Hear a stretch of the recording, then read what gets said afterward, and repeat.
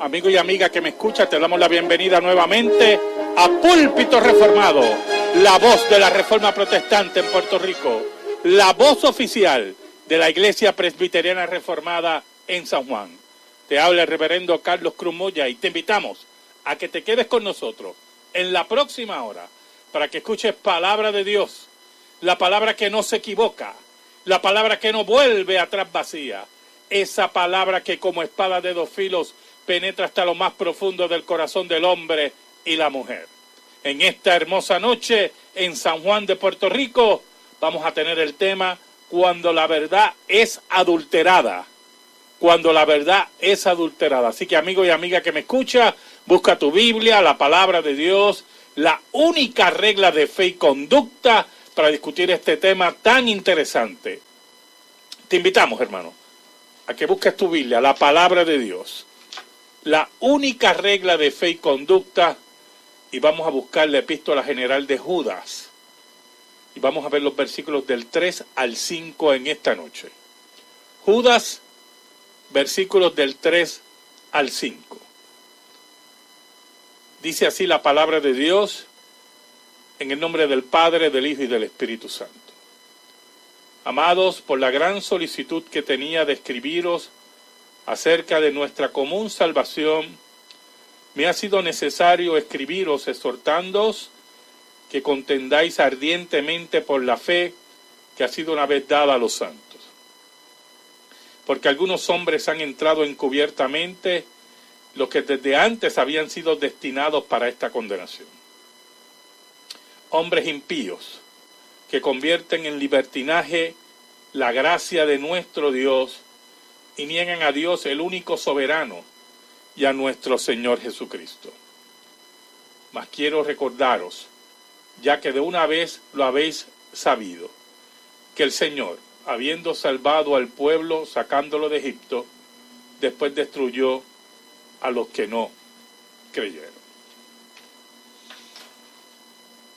Hermanos, en esta noche, a través de Judas, queremos enfatizar y recalcar y levantar la voz en una verdad que es muy antigua en la Escritura. Cómo doctrinas verdaderas, cómo doctrinas bíblicas pueden ser adulteradas. Pueden ser violentadas, convertidas en medias verdades. Pueden ser convertidas en doctrinas de demonios. Una práctica que viene interesante, ¿verdad? Desde el Edén, cuando Dios establece el pacto de obras con Adán como cabeza federal de la humanidad, y le dice lo que tiene que hacer y lo que no podía hacer, y cómo Satanás engaña a Eva, tergiversando la verdad del pacto de obras, convirtiendo el pacto de obras en algo que era contrario al progreso del ser humano. Así, grandes verdades en la Escritura pueden ser adulteradas continuamente, pueden ser convertidas en mentiras. Por eso Judas, en el versículo 3 que hemos leído, exhorta a los creyentes a que contiendan por la fe, ardientemente por la fe que ha sido una vez dada a los santos. Esa fe ya entera, completada por Dios en la revelación bíblica. Judas exhorta a los creyentes a que esas verdades que han recibido sean defendidas ardientemente por ellos. Porque tienen que ser verdades, hermanos, número uno, bien definidas. El liberalismo teológico, los impíos que están dentro de la iglesia de Cristo, toman grandes verdades de la Escritura y las tergiversan. Y pueden utilizar las mismas palabras que nosotros utilizamos, hermano. Y uno cree que está hablando con una persona ortodoxa que cree en la Escritura, y más bien se está hablando con una persona que le ha dado la espalda a la revelación bíblica. Una de las doctrinas que regularmente los liberales tergiversan es la resurrección de Cristo.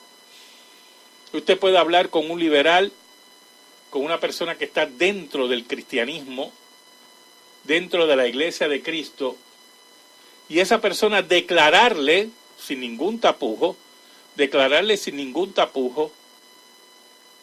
que cree en la resurrección de Cristo. Pero el problema ahí es la definición, oye hermano. Porque cuando uno profundiza con estos apóstatas, cuando ellos hablan de creer en la resurrección de Cristo, más bien hablan del querigma de la iglesia, de la proclamación de la iglesia. Ellos dicen que Cristo resucitó en el mensaje de la iglesia. Que Cristo resucitó en todo momento, y solamente en la predicación, pero que su cuerpo se quedó en la tumba. Se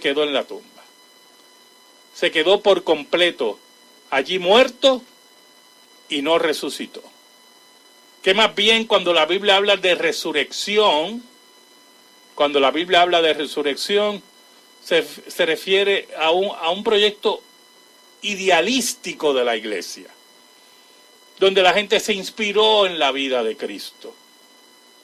Y lo ven como un maestro humano simple, un simple maestro humano, pero que nunca salió de la tumba. Por lo tanto, una gran verdad que es la cuna de la iglesia, porque la cuna de la iglesia no está en Belén, la cuna de la iglesia está en la tumba vacía, se convierte en un hazmerreír, se convierte en una mentira, para que este grupo de impíos en la iglesia continúen su labor que va destruyendo las bases de la fe de la iglesia. Ese es un ejemplo de cómo la verdad puede ser adulterada. Lo mismo ocurre con el sacrificio vicario de Cristo. La palabra vicario, Cristo como nuestro sustituto, el sustituto de su pueblo en el Gólgota. Cristo derrama su sangre para salvar a su pueblo de toda nación, de toda lengua, de toda tribu. Porque en Cristo no hay acepciones de personas. Dios salva de todas las nacionalidades, como dice la Escritura. Pero para el liberal, el concepto vicario no es el concepto de sustitución, no es el concepto de lavado de pecado para estar inocentes delante de Dios por los méritos de Cristo. Para el liberal, la muerte vicaria es Cristo dando un ejemplo de mártir. O una protesta, como una vez oí un conferencista decir que Cristo no era el único que había muerto por el pecado. Que los monjes budistas que se queman frente a una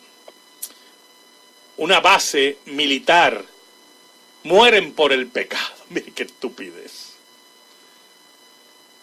Y ese liberal que hablaba eso, que decía que Cristo murió por el pecado, no lo planteaba como lo plantea la Escritura,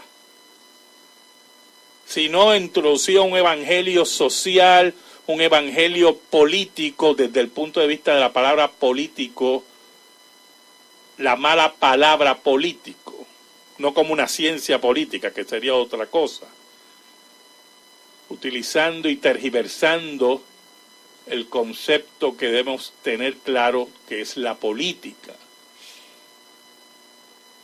A un Cristo hecho a su medida. Así se tergiversan las grandes verdades, así se adulteran las grandes verdades. Por eso Judas nos exhorta a contender ardientemente por la fe. Por la fe que una vez fue dada a los santos. Por la fe robusta. Por la fe que está en la Escritura. Por la fe que se basa en el testimonio de los apóstoles.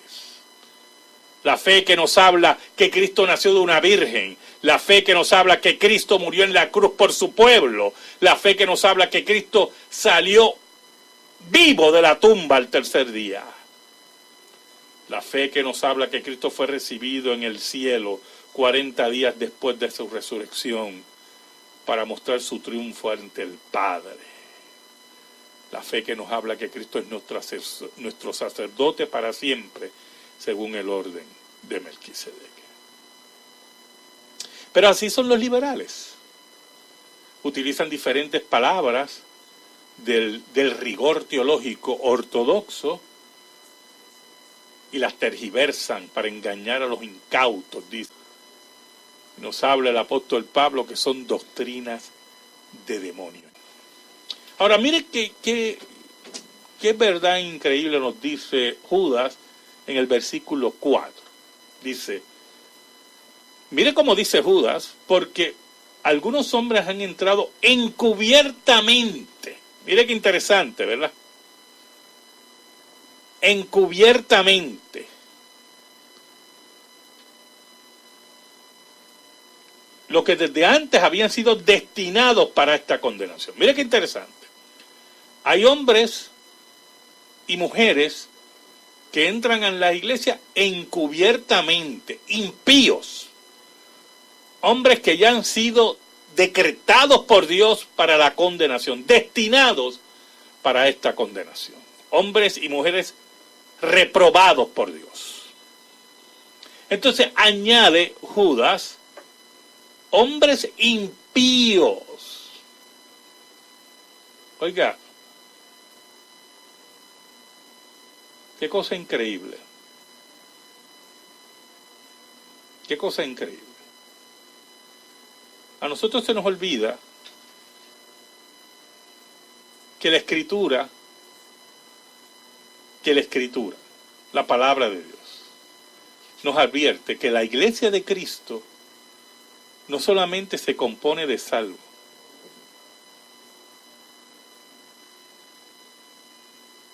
sino que también en la iglesia de Cristo hay impíos. Por eso Judas exhortó originalmente a contender por la fe. Estar atento a esos hombres impíos. Ahora, mire cómo añade Judas. Dice, que convierten en libertinaje la gracia de nuestro Dios y niegan a Dios, el único soberano, y a nuestro Señor Jesucristo. Ok. ¿Qué es la gracia, hermano? La palabra gracia, regalo inmerecido. Cuando nosotros hablamos que el Señor nos salvó por gracia, es que número uno, no merecíamos la salvación del Señor. Éramos pecadores, destituidos de la gloria de Dios, dice la Escritura. Eso es lo primero. Y segundo, porque no podíamos salvarnos tampoco. Dios nos provee salvación por medio de los méritos de su Hijo Jesucristo. Cristo cumplió la ley por nosotros. Cristo recibió la maldición de la ley, que es la muerte, por nosotros. Cristo es enterrado en una tumba por nosotros. Y Cristo resucita el tercer día por nosotros. Todo lo hizo Cristo por nosotros. Y nuestra cuenta, que era impagable, Cristo ya la pagó. Y hemos sido declarados justos. Justos por los méritos de Cristo. Solo por los méritos de Cristo. Eso es la gracia de Dios. No hay ninguna obra que nosotros podamos hacer. No hay ninguna obra que nosotros podamos hacer. Nada. Que pueda en ningún momento llenar la ley de Dios. Porque la ley de Dios exige total obediencia y obediencia perfecta. Obediencia perfecta. En ese sentido, el hombre está condenado porque el hombre no puede cumplir la ley de Dios. Pero Cristo cumplió la ley por nosotros. Y es adjudicado a nuestra deuda, y nuestra deuda queda saldada. Mire qué grande es la gracia. Justificados pues por la fe, tenemos paz para con Dios por medio de Jesucristo, nos dice el apóstol Pablo. Ahora, mucha gente, hombres y mujeres encubiertos, entran a las iglesias, como dice aquí Judas, que son hombres impíos, y convierten en libertinaje la gracia de Dios. Creen que pueden vivir como le dé la gana. Enseñan a las personas a vivir en vidas desordenadas y quieren convertir esta maravilla en libertinaje. Esta gran verdad de la gracia de Dios, esta gran verdad de las maravillas de Dios, en libertinaje. En libertinaje. Convertirlo en un evangelio barato, en un evangelio asqueante. Y esa gran verdad, dice aquí Judas, de la gracia la convierten en libertinaje. Y quieren vivir como les dé la gana. Y quieren vivir como cualquier impío. Y quieren vivir según sus deseos carnales. Sus terribles deseos carnales. Qué horrible, hermano. Qué terrible. Estaba leyendo una noticia los otros días, terrible, hermano. De un pastor, entre comillas, un demonio, que embaraza a una niña, creo de 16 años, en la iglesia, y decide vivir con ella, y la esposa de él decide vivir con ellos. Mire qué locura, mire qué depravación.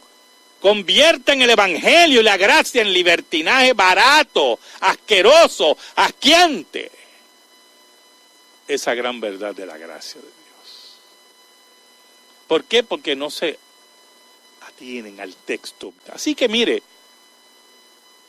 esas verdades de Dios se adulteran en el mensaje de los liberales dentro de la iglesia, en el mensaje de los impíos dentro de la iglesia, en el mensaje de pastores y líderes que son unos apóstatas y unos inmorales y unos enemigos de Dios en las iglesias. Gente que quiere vivir de lujos, convirtiendo en el evangelio en un negocio. Las grandes verdades de Dios son adulteradas. Las grandes verdades de Dios son pisoteadas. Y por eso nosotros tenemos que juzgar bien en qué iglesias estamos. ¿A qué iglesias asistimos? Mire, yo supe de otro charlatán en el estado de Florida que promulgaba y que la poligamia cristiana. ¿Usted puede creer una cosa así? Porque, ¿usted sabe por qué ocurren estas cosas? Porque son gente que Dios no ha llamado a nada. Vamos a empezar por ahí, a nada. Y son unos inmorales. Entonces, como ya formaron un grupito, formaron una iglesia, y para toda impiedad siempre hay seguidores, todos se deben acordar de Jesucristo, hombre, que tenía seguidores. Y hay que tener, yo no sé, las neuronas a punto de colapsar por solamente creer que un ser humano ya se murió, el Jesucristo hombre ya se murió, ya se lo llevó el diablo, como dicen algunos. Pero hay que tener las neuronas a punto de colapsar, pensar que un antiguo ladrón, como era aquel, que lo llamaban Papo Baker, porque se pasaba robando en esa tienda, en Ponce, era Jesucristo hombre. ¡Caramba! Hay que ser muy brillante para darse cuenta que es un buscón. Pero tergiversan las verdades de Dios y las pisotean. Vamos a pasar a la noticia religiosa. Tengo una noticia aquí bien interesante. Y nos habla aquí que China aumenta la presión sobre los cristianos. Tras años de represión, las autoridades chinas cerraron la iglesia de Chongwan en Beijing. En Guangzhou se paga a ciudadanos que denuncian actividades religiosas ilegales. O sea que el gobierno chino está también pagando a los ciudadanos para que denuncien a los cristianos.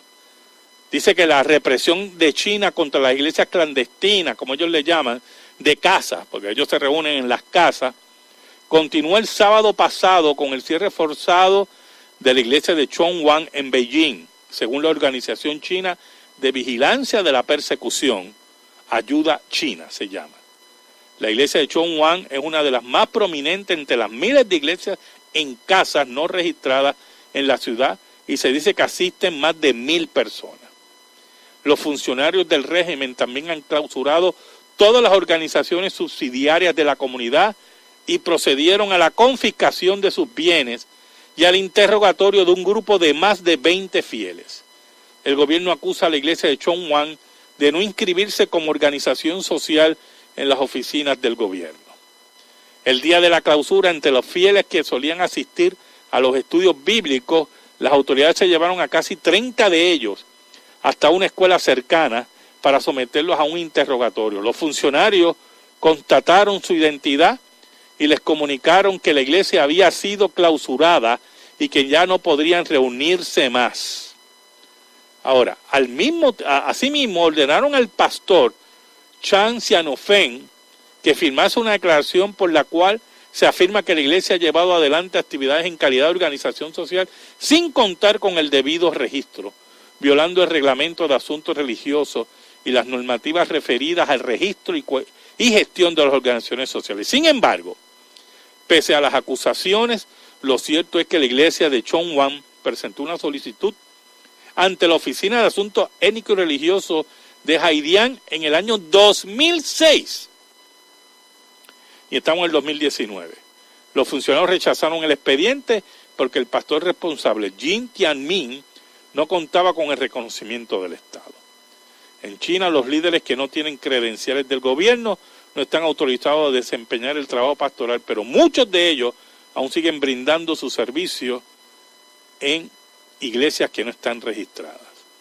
La iglesia de Chongwan está en la mira de las autoridades desde su misma fundación que tuvo en 1993 y al mismo tiempo, según informa el South China Morning Post, Guangzhou se ha convertido en la primera ciudad importante en China en ofrecer recompensa financiera a las personas que den información sobre actividades religiosas ilegales, mientras las autoridades continúan tomando medidas energéticas hacia las reuniones clandestinas. ¡Wow!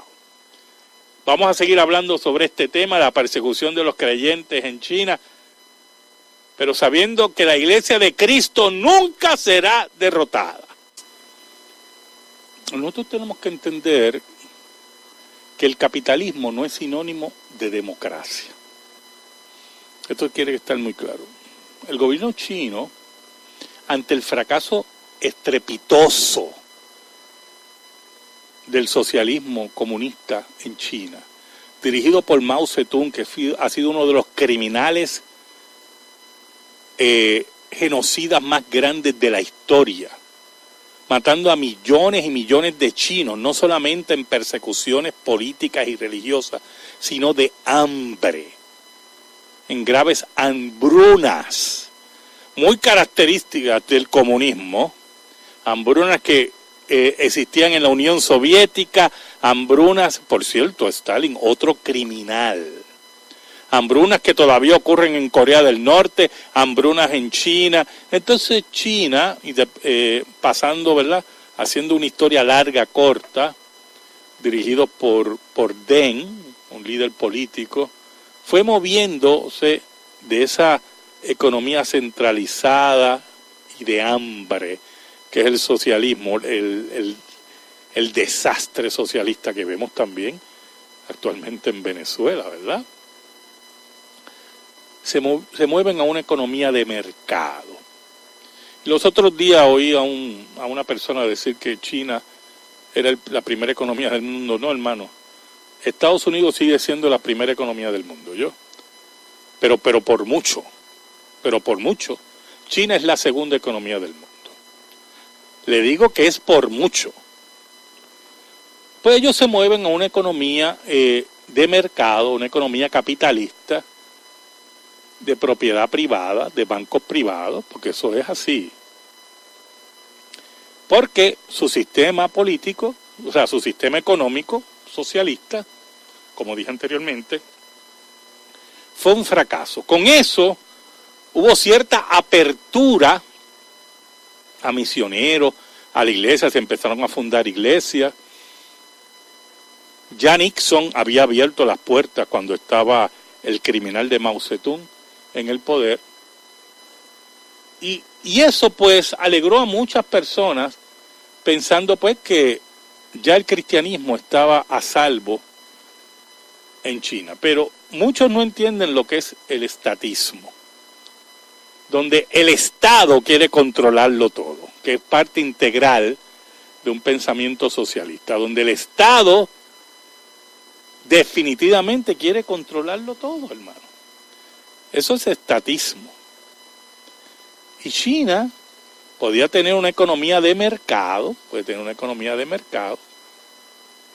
pero lamentablemente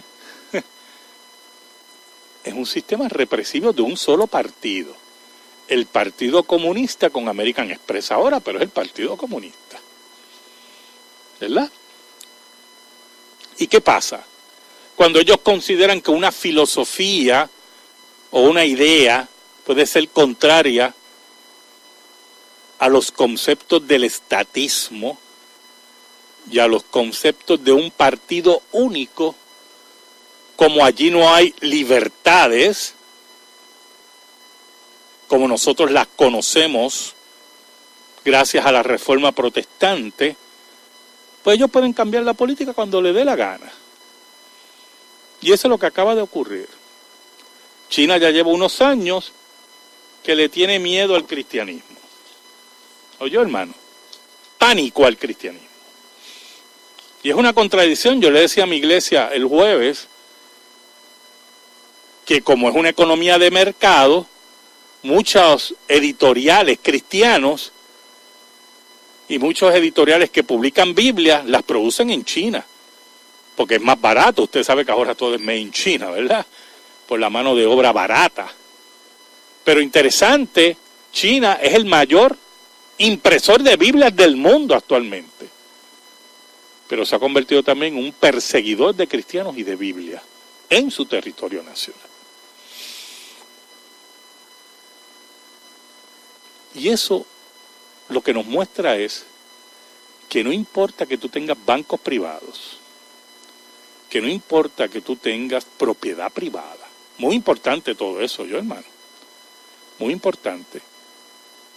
Si tienes un partido único, si tienes una filosofía de estatismo, donde el Estado va a controlar todo y va a meterse en tu vida, los logros económicos a la larga son nada ante las libertades y sobre todo la libertad de religión. Y eso es lo que está pasando en China. Oremos por la iglesia de China. Oremos en esta hora, hermanos, por nuestros hermanos chinos, por los misioneros que están en China todavía predicando el Evangelio. Que siga la iglesia de Cristo avanzando.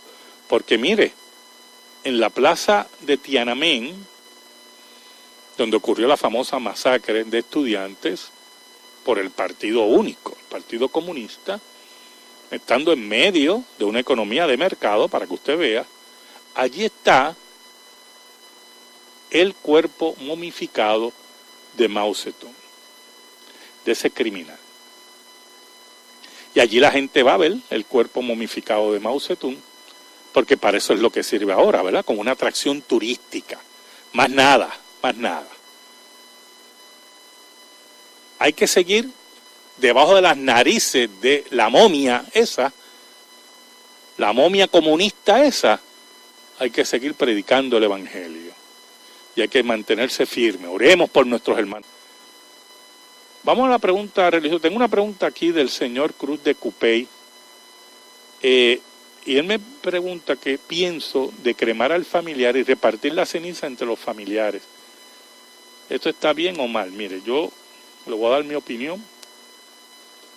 Yo personalmente no estoy en contra de la cremación, porque yo creo que es acelerar un proceso que va a ocurrir, ¿verdad? Ahora, últimamente yo he estado profundizando más en el tema, y personalmente me inclino más ahora a enterramiento que cremar, porque Dios creó todas las cosas buenas. Por eso es que nosotros creemos en la resurrección, ¿oyó, hermano? Nosotros no creemos que el cuerpo es una trampa para el alma y cosas así que creían los griegos, porque veían lo material, hermano. No, nosotros no creemos que la materia es mala, porque Dios creó todo y vio que era bueno. No creemos en esa dicotomía, ¿verdad? Y a la larga va a haber una resurrección. Dios va a restaurar nuestros cuerpos a semejanza del de Cristo. Por lo tanto, el cuerpo humano siempre debe tener un respeto, aún haber pasado, ¿verdad?, la muerte. El cuerpo debe ser tratado con respeto. Por eso es que la gente ve muy mal que aunque nuestros familiares hayan muerto, alguien se atreva a profanar el cuerpo de un familiar. ¿Por qué? Porque eso es parte de una filosofía cristiana, que Dios ha creado todas las cosas buenas. Ahora, si como quiera, ¿verdad?, usted cree que acelerar ese proceso, pues no hay ningún problema, pues yo personalmente pues no lo veo condenable, ¿verdad? Me inclinaría más a la otra posición. Ahora, de repartir la ceniza entre los familiares, yo creo que es un poquito macabro eso. O sea, no entiendo por qué hay que repartir las cenizas entre los familiares. Ahí hay un culto a familiares muertos, ¿oyó? Mi abuela tenía una combinación, mi abuela materna, tenía una combinación entre catolicismo y espiritismo.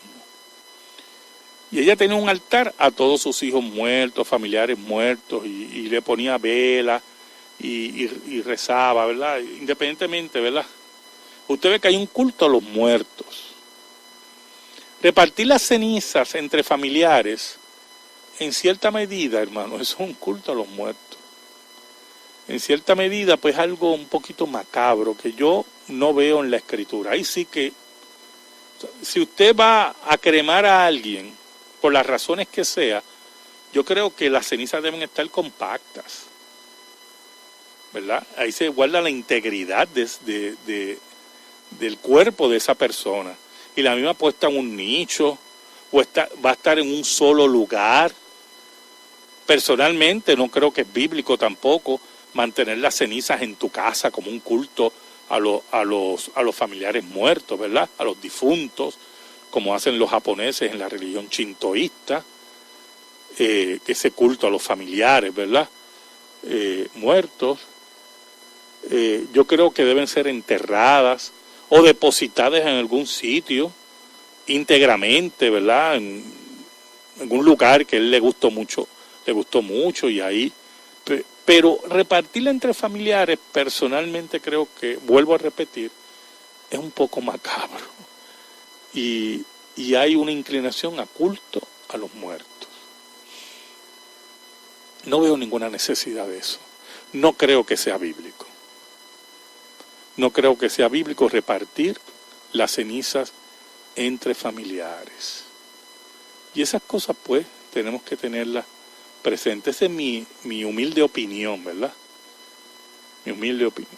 Si hay algo contrario, pues, yo respeto, pero personalmente creo que ya la repartición de Mire, ¿usted sabe con quién hicieron eso? La mayoría de las cenizas, Mahatma Gandhi cuando muere, pues es cremado porque eso es parte de la tradición hinduista, ¿verdad?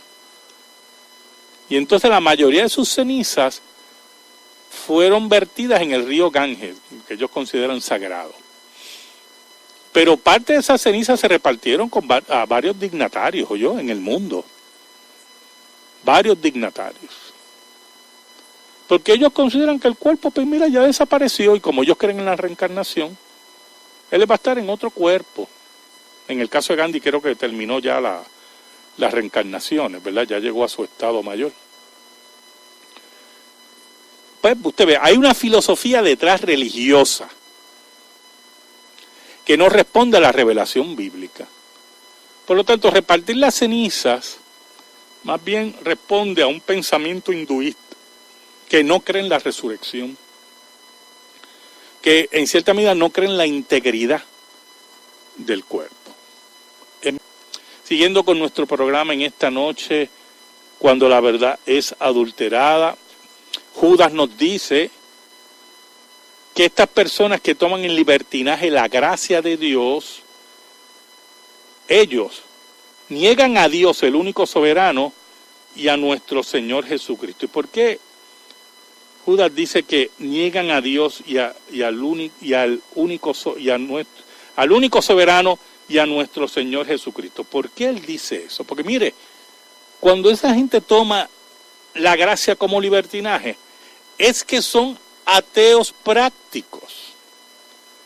No le importa a Dios, no le importa su ley, no le importa el señorío de Jesucristo, no le importa nada. Son impíos terribles. Y por lo tanto no creen en la soberanía de Dios porque están retando a Dios, tentando a Dios. No tentarás a tu Dios, no tentarás a Dios, dice la Biblia. No creen en el señorío de Cristo porque al practicar esta vida desordenada, no creen que Cristo es no solamente su Salvador, sino también su Señor. Por eso Judas dice en el versículo 5, mas quiero recordaros, ya que una vez lo habéis sabido, que el Señor, habiendo salvado al pueblo sacándolo de Egipto, después destruyó a los que no creyeron. Oiga, y la travesía de Moisés fue terrible con ese pueblo. La rebelión de Coré, cuando pedían carne, recibían maná del cielo, alimentación, y mire, ese pueblo era terrible. Y cuando ya estaban al borde de entrar a la tierra prometida, también fueron un pueblo terrible, y Dios decidió destruirlos. Y volvieron hacia atrás. Y tuvieron que peregrinar 40 años más para Dios eliminar toda esa generación que fue incrédula. De los 12 espías que mandó Moisés a reconocer la tierra prometida, 10 dijeron, muchachos, nosotros no podemos con esa gente, ahí vimos gigantes, y son pueblos fortificados, ciudades fortificadas.